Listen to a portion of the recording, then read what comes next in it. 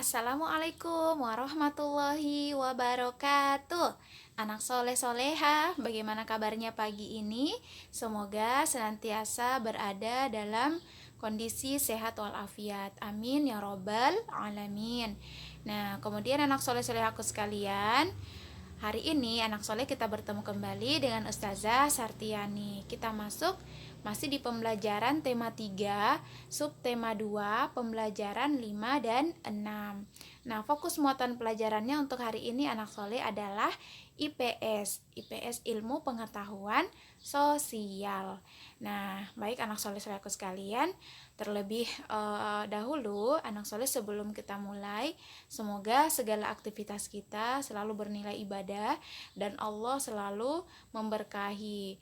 Nah, terlebih dahulu kita berdoa dulu ya, semoga kita senantiasa diberi kemudahan. Ustazah pimpin anak soleh aku sekalian berdoa di rumah masing-masing. Nah, kita mulai ya. Sikap berdoa. Tangan diangkat, kepala ditundukkan, berdoa dimulai. A'udzu billahi minasyaitonir rajim. Bismillahirrahmanirrahim. Rabbi zidni ilman warzuqni fahman. Ya Allah, tambahkanlah kepadaku ilmu dan berikanlah rizki pemahaman. Amin ya robbal alamin. Oke, baik anak soleh aku sekalian, alhamdulillah semoga Allah Subhanahu wa Ta'ala senantiasa selalu memberikan kita kemudahan dalam menuntut ilmu.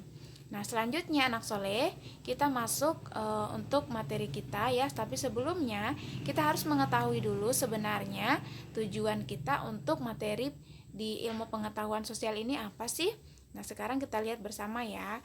Jadi yang pertama, tujuan yang harus kita capai adalah setelah anak soleh mendengarkan penjelasan dari ustazah, anak soleh mampu mengidentifikasi perubahan sosial budaya dalam kehidupan masyarakat dalam rangka modernisasi bangsa Indonesia di bidang iptek dan pendidikan dengan sistematis.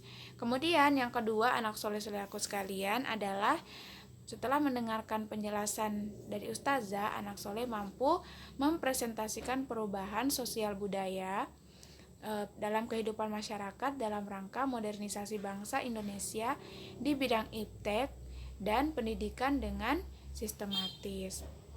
Nah, jadi dua itu anak soleh aku sekalian, tujuan yang kita akan capai di pembelajaran hari ini. Nah, kemudian anak soleh aku sekalian, kita masuk di materi ya. Nah, untuk perubahan sosial budaya dalam kehidupan masyarakat dalam rangka modernisasi bangsa Indonesia di bidang iptek dan pendidikan dengan sistematis, terlebih dahulu kita harus ketahui dulu anak soleh aku sekalian, sebenarnya modernisasi itu apa sih ya?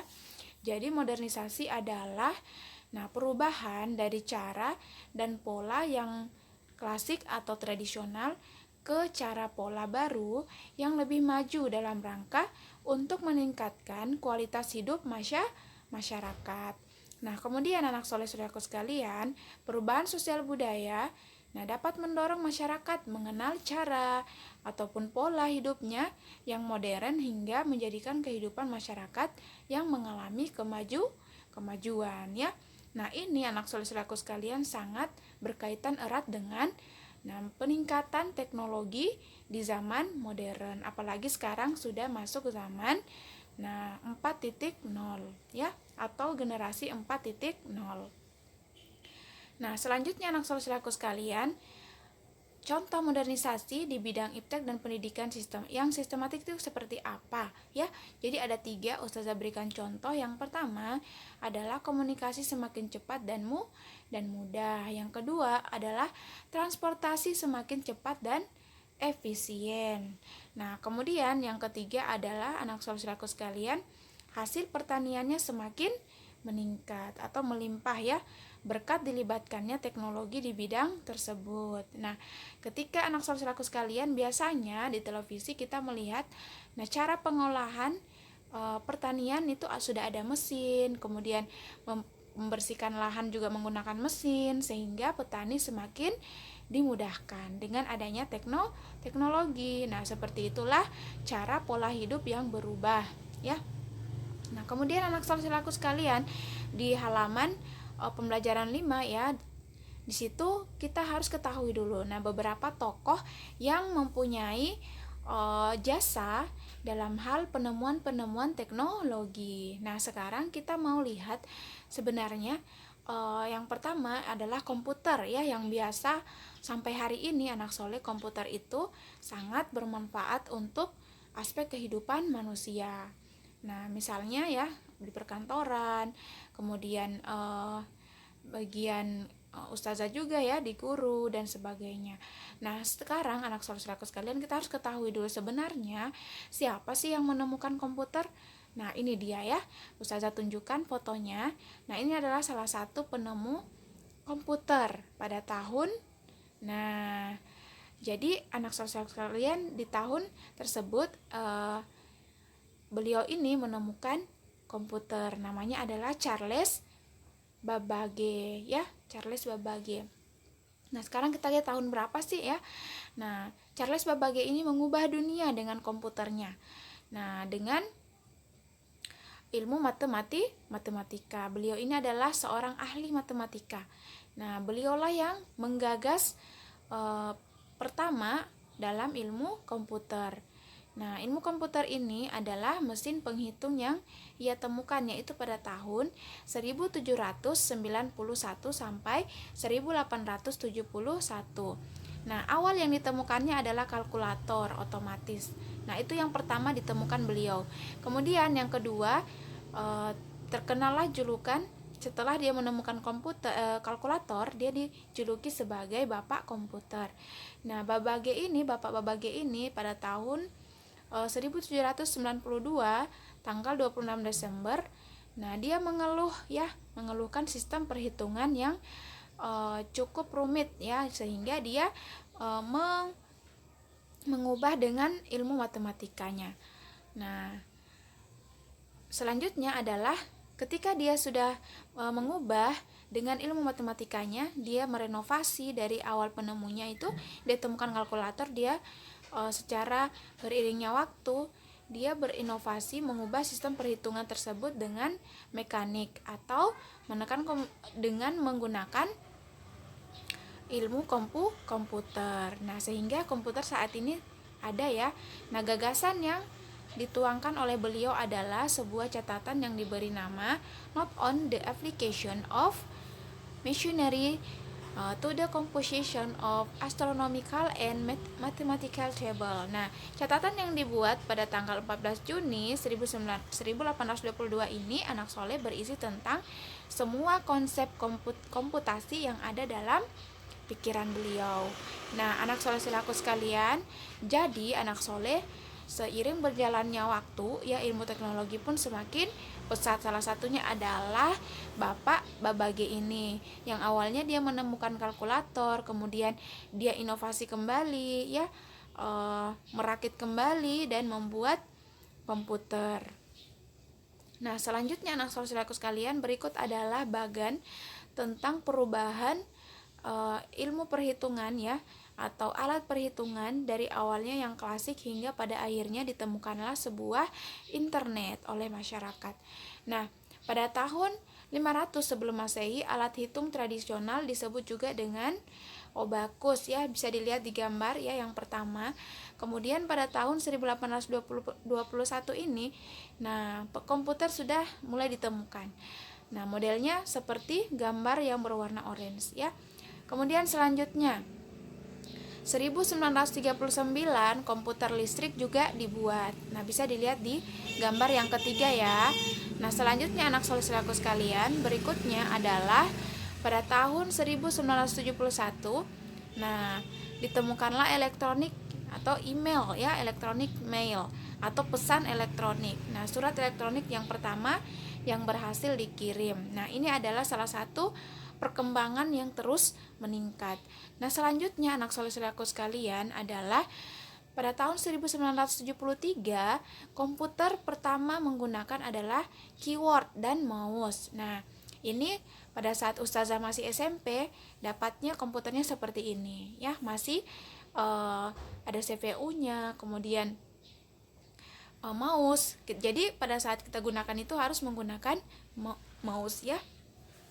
Selanjutnya, di tahun 1975 komputer dengan harga yang terjangkau. Nah, ini anak saudaraku sekalian, seiring berjalannya waktu ya, posisi dan model dari peralatan dan perangkat-perangkat komputer itu berubah. Nah, kemudian hingga pada tahun 1983 internet dengan jaringan global diciptakan ya. Jadi beriringnya waktu hingga ditemukanlah pada tahun 1994 penggunaan internet oleh masyarakat. Nah, selanjutnya anak saudaraku sekalian, jadi inilah perubahan ya yang terjadi dari tahun 500 sebelum Masehi hingga pada tahun 2020 ya, terus meningkat, laptop semakin tipis, kemudian perangkat-perangkatnya juga semakin simpel. Nah, seperti itulah perkembangan zaman dan pola hidup manusia. Jadi ada hal positif yang terjadi ketika terjadinya perkembangan teknologi. Nah, misalnya ya, kita dimudahkan dalam proses belajar online. Nah, selanjutnya anak saudaraku sekalian, itulah beberapa materi ya tentang perubahan sosial budaya, dan ustazah akan memperlihatkan salah satu video ya tentang apa sih yang terjadi ya, yang sebelum ditemukannya komputer hingga pada akhirnya ditemukanlah komputer oleh Bapak Charles Babbage. Jadi ada perubahan yang sangat meningkat. Nah, berikutnya anak saudaraku sekalian, untuk tugas muatan pelajaran IPS hari ini ya, bisa dilihat di slide. Yang pertama itu bagaimana perkembangan komputer. Nah, jelaskan ya. Yang kedua, mengapa komputer terus berkembang. Dan yang ketiga, apa dampak perkembangan komputer bagi manusia. Yang keempat adalah apa yang terjadi jika komputer tidak ditemukan. Dan yang kelima, apa dampak ditemukan komputer dalam bidang pendidikan. Dan nomor 6 adalah apa dampak ditemukan komputer dalam bidang iptek. Jadi ada 6 tugasnya hari ini.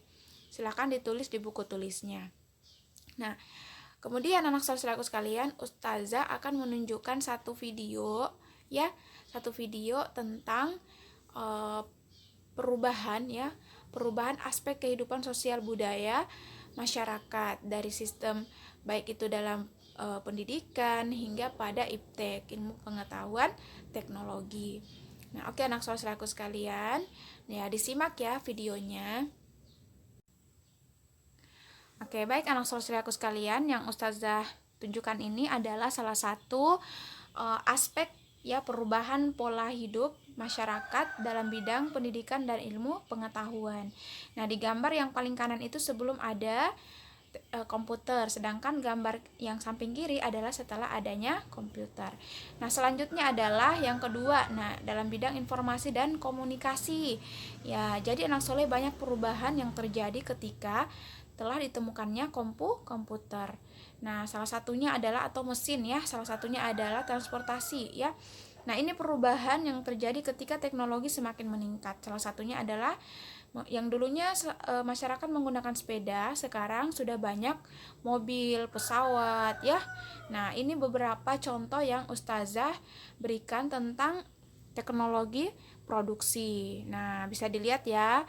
Nah, gambar 1, kemudian gambar 2, yang dulunya petani menggunakan hewan untuk mengangkat yang berat, sekarang sudah ada mesin. Nah, selanjutnya anak saudaraku sekalian, itulah video yang ustazah tampilkan tadi ya. Semoga bisa menambah pengetahuan kita, anak saudaraku sekalian, mudah lebih paham lagi tentang perubahan sosial budaya aspek kehidupan manusia dengan ditemukannya komputer. Nah, kita tutup ya pembelajaran hari ini, kita akhiri dengan sama-sama melafazkan hamdalah. Alhamdulillahi Rabbil Alamin. Kemudian selanjutnya doa kafaratul majelis. Subhanakallahumma wa bihamdika Asyhadu an la ilaha illa anta astaghfiruka wa atubu ilaik. Tetap semangat anak saudaraku sekalian, jangan lupa sholat duha, kemudian hafalannya dijaga ya. Dan terlebih adalah sholat 5 waktunya jangan dibolong-bolongkan.